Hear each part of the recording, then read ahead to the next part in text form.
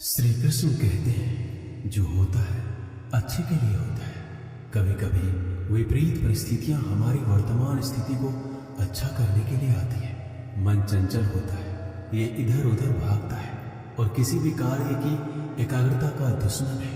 लेकिन यदि यह व्यक्ति के वश में हो जाए तो इससे अच्छा कोई मित्र नहीं है। इसीलिए मन को एकाग्र करना जरूरी है और मन को एकाग्र करने के लिए बस थोड़े से प्रयास और अभ्यास की जरूरत होती है। भगवान कहते हैं मेरे लिए ना कोई घृणित है, ना कोई मित्र, ना ही कोई प्रिय है, ना कोई निर्धन है, ना ही कोई धनी है। बस जो भक्ति भाव के साथ मुझे याद करते हैं मैं उनका हूं और वो मेरे। श्री कृष्ण कहते हैं वो किसी के भाग्य के निर्माता नहीं है, व्यक्ति खुद ही अपना भाग्य लिखता है। आप जैसा बीज बोएंगे आप वैसा ही फसल काटेंगे, आप जैसा कर्म करेंगे आपको वैसे ही परिणाम मिलेंगे। यदि विद्यार्थी मन लगाकर पढ़ाई करेंगे तो परीक्षा में सफल होंगे। इसीलिए हर व्यक्ति का भाग्य भी तभी बदलेगा जब वो अपना कर्म करेगा।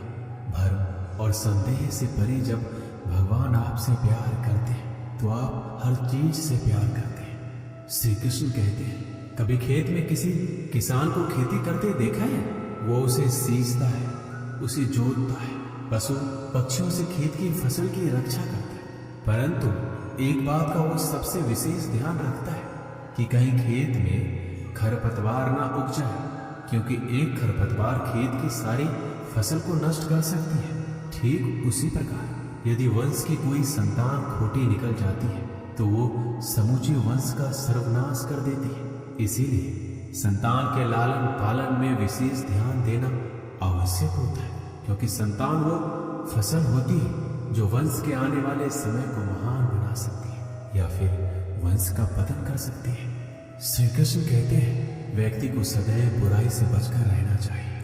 अगर कोई बुरा कर्म करता है तो वो कर्म आपको अपने जीवन में ही भोगना पड़ता है। जिस प्रकार बछड़ा झुंड में भी अपनी माँ को ढूंढ लेता है, वैसे ही कर्म का फल आपको हजारों की भीड़ में भी ढूंढ लेगा। ईश्वर कण कण में निवास करते हैं। छोटे से छोटे जीव के हृदय में ईश्वर का वास होता है। उस जीव को कष्ट का अनुभव होना ईश्वर को कष्ट का अनुभव कराता है।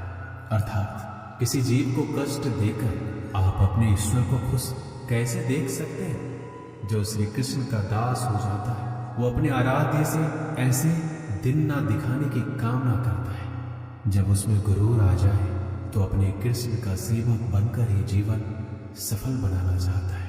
जो व्यक्ति सदैव हंसता खेलता मुस्कुराता रहता, अगर वो अपने स्वभाव से भिन्न हो जाए अर्थात चुप गुमसुम उदास रहने लगे तो समझना उसके हृदय में एक दर्द है। उस दर्द ने उसे कमजोर बना दिया है। जिसमें व्यक्ति के पास संपूर्ण धन दौलत ऐश्वर्य वैभव सब है मगर संतुष्टि नहीं है। उस धन दौलत का कोई अर्थ नहीं है, क्योंकि वो व्यक्ति सदैव असंतुष्टि की स्थिति में रहता है।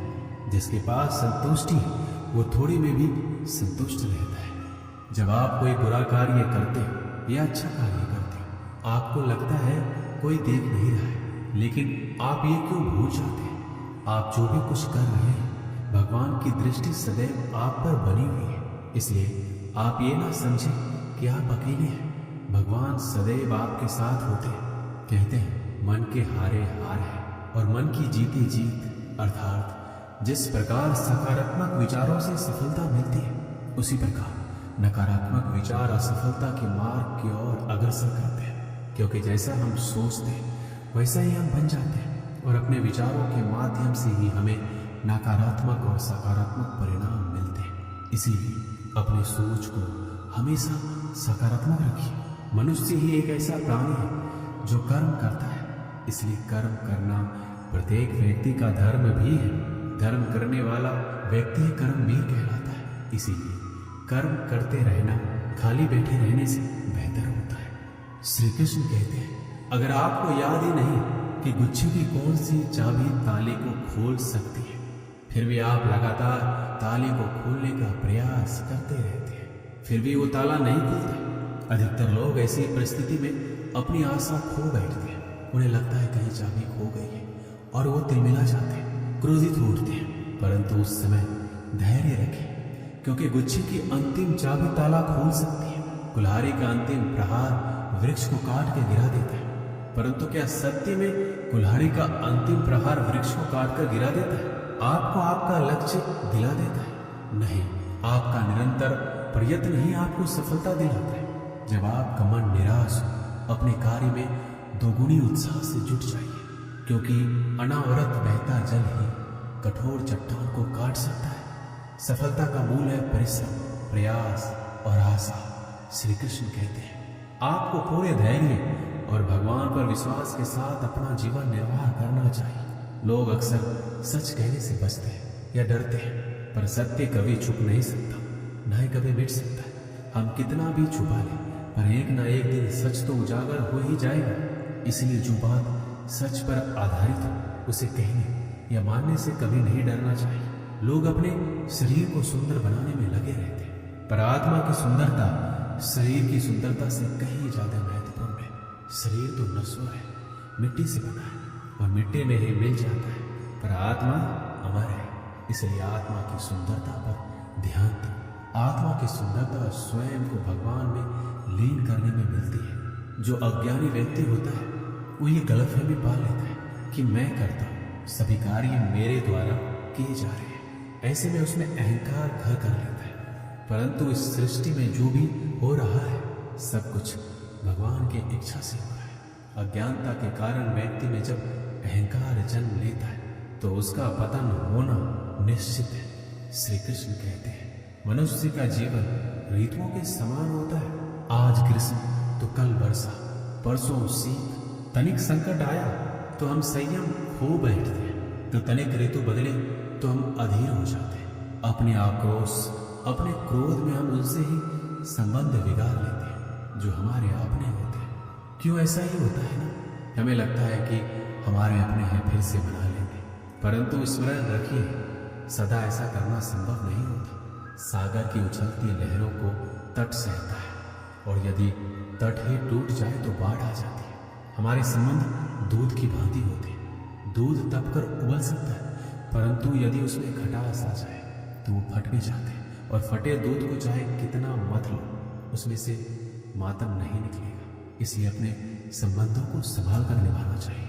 श्री कृष्ण कहते हैं जो व्यक्ति अपने अहंकार से भारी हो जाता है, जिसमें अभिमान भर जाता है, वो उस पत्थर की भांति होता है जो भारी होने के बावजूद भी नदी की धारा में डूबकर अपना अस्तित्व खो देता है। अगर किसी लक्ष्य, खुशियां, सफलता की प्राप्ति में लंबा समय लग रहा है, प्रतीक्षा की अवधि अधिक है, तो हो सकता है आपकी अपेक्षा से ज्यादा आपको मिलने वाला है। अपने कर्म पर अड़िग रहिए और विश्वास रखिए उस ईश्वर पर जो आपके कर्म की परीक्षा ले रहा है। जो लोग जीवन को भूत और अतीत के भरोसे छोड़ देते हैं, उन्हें श्री कृष्ण सावधान करते हैं। जीवन का अर्थ ना भूत है ना भविष्य। जीवन केवल और केवल वर्तमान है। इसीलिए वर्तमान में अपने जीवन का आनंद उठाइए। श्री कृष्ण कहते हैं संगति या साथ, मित्र और साथी मनुष्य के व्यक्तित्व के लिए सबसे महत्वपूर्ण होते हैं। आप कहेंगे कैसे? मनुष्य अपने व्यक्तित्व के लिए उत्तरदायी होता है, परंतु मनुष्य संगति में ना चाहते हुए भी उसका व्यक्तित्व संगत की भांति हो जाता है।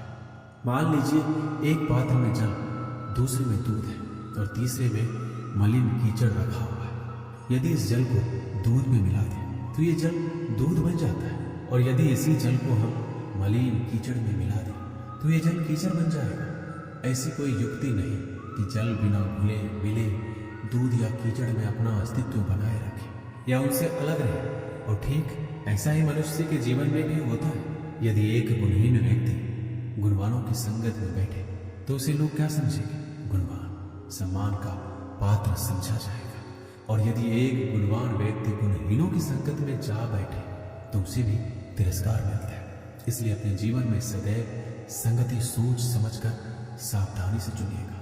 श्री कृष्ण कहते हैं वो सब कुछ करो जो तुम्हें करना है, लेकिन लालच से नहीं, अहंकार से नहीं, वासना से नहीं, ईर्ष्या से नहीं, बल्कि प्रेम, करुणा और भक्ति के साथ। श्री कृष्ण कहते हैं नरक के 3 द्वार हैं, काम, क्रोध और लोभ। जो व्यक्ति कामी प्रवृत्ति का होता है, जिसके मन में लोभ होता है और जो अत्यधिक क्रोधी स्वभाव का होता है, उसके लिए नरक के द्वार सदैव खुले होते हैं। अर्थात ऐसे व्यक्ति को तो सिर्फ नरक में ही जगह मिलती है। मनुष्य सब कुछ चाहता है पर सब कुछ उसे नहीं मिल सकता। आपको जो नहीं मिला उसके लिए पश्चाताप मत करो, और जो आपसे खो गया, जो आपसे अलग हो गया, उसके लिए निराश भी मत हो। भगवान कहते हैं, मैं सभी प्राणियों के हृदय में स्थित आत्मा हूं। मैं ही सभी प्राणियों का आदि, मध्य और अंत हूं। समय एक सा नहीं रहता। आज दुख है तो कल सुख भी आएंगे, और सुख के बाद दुख आना भी स्वाभाविक है। श्री कृष्ण कहते हैं, मनुष्य भी बड़ा विचित्र प्राणी है। अपने से नीचे के स्तर के लोगों को हीन की दृष्टि से देखता है, उनका उपहास उड़ाता है, उनसे बार बार कहता है कि तुम्हारा कुछ नहीं हो सकता, तुम भविष्य में कुछ नहीं कर पाओगे। जब मनुष्य के पास धन, संपत्ति, मान, सम्मान होता है तो दूसरों का आदर नहीं करता, परंतु वो एक बात भूल जाता है कि उससे भी अधिक शक्तिशाली कोई अस्तित्व में है, और वो है समय। समय अपना चक्र कब बदलेगा ये कोई नहीं जानता। समय अपनी करवट कब लेगा ये कोई नहीं जानता। कोयला भी समय के साथ हीरे में परिवर्तित हो जाता है। इसीलिए जीवन में कभी भी किसी का उपहास नहीं उड़ाना चाहिए। श्री कृष्ण कहते हैं, निस्वार्थ कर्म को अपने जीवन में अपनाएं। जो विधाता की लेख में होता है उसी का फल हमें मिलता है। विधि के विधान को स्वयं ईश्वर में नहीं डाल सकते। जिस व्यक्ति के पास आपके लिए मान, सम्मान और कदर न हो, उनके साथ रहना व्यर्थ है। वो सदैव आपके लिए शत्रुता का भाव रखते हैं। ऐसे व्यक्तियों के साथ रहने से उत्तम है आप अकेले रहें। इस जीवन में अधिक सरल होना भी अनुचित है। जो सरल और सीधे स्वभाव का होता है, लोग उसका अनायास फायदा उठाते रहते हैं। अच्छी किस्मत के लोग थोड़ा भी बुरा होने पर भगवान को कोसते हैं, और बुरी किस्मत के लोग थोड़ा भी अच्छा होने पर भगवान का स्मरण और धन्यवाद करते हैं। प्रभु अपने भक्तों की सदैव परीक्षा लेते रहते हैं। इस परीक्षा में भक्तों को अनेकों कष्टों का सामना करना पड़ता है। सामान्य लोग इसे अपना दुख मानकर पीछा छुड़ाते हैं, वहीं साधक तथा प्रेमी प्रभु की इच्छा समझकर उसका सामना करते हैं। जो लोग कहते हैं कि अपनों के आगे झुकने में कोई बुराई नहीं है, उन्हें ये मालूम होना चाहिए कि जो सच में अपने होते हैं ना, वो कभी झुकने ही नहीं देते।